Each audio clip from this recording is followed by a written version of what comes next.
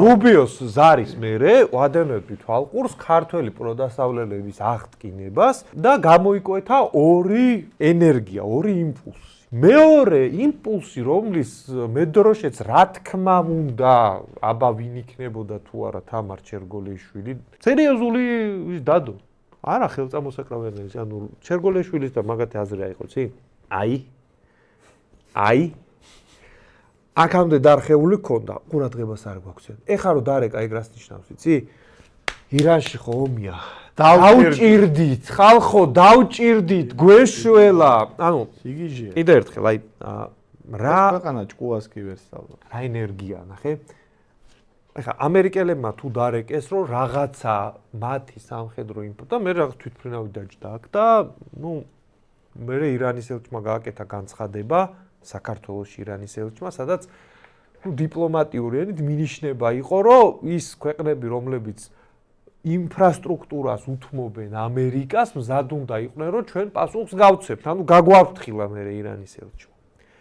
და სიტუაცია ხა გვერდიდან რო უხურებ როგორ დგება, იცი რომ ამერიკელებმა რაღაცა მოგთხოვეს, ჩვენი ან საჰაერო სივრცე, ან ობიექტები სამხედრო, ან რაღაც არ ვიცით და მე ირანის ელჩმა გაგვაფრთხილა, რომ თქვენ რო იცოდეთ ეგეთ რაღაცებზე ჩვენ რეაგირებთ და მართლა რეაგირებენ, ბომბავენ.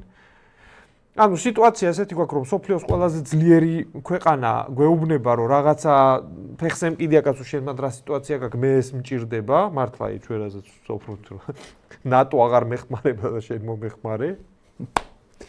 და მეორე მხრივ ირანი გვაფრთხილებს, რომ მე ეგეთ რაღაცებს ბომბავ. აი ამ შარში ვარ და ამ დროს პროდასავლელები გამოდიან და უხარიათ. yes. მოვიდა ჩვენი. ერთი კითხვა მაქვს მანდ რა. ამერიკა ეომება ირანს, სოფლიოს უძლიერესი ქვეყანა.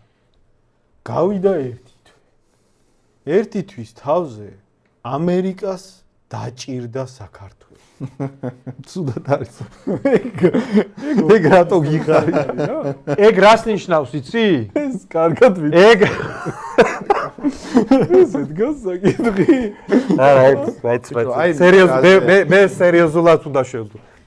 ეგ რატო არის, იცი, კაი? გავახსენდი. ბიჭო, ეგ ის კი არა რომ რამეში დავჭერ, პროსტა გავახსენდი. ამერიკა საქართველოს დაჭირდა, ბიჭო, დაძრეულია, ესე ცუდად არის. ზრა ყველაფერს გაიკეცი. აღარ აიღო ტელეფონს, აღარ უყავს პასპორტი. ტელეფონზე როგორი რაღაცა, აი არა ვარ კუბაკიძე არა ვარ სხვაგან მოხდი რაღაც ეგეთი აი როგორი რაღაცა აი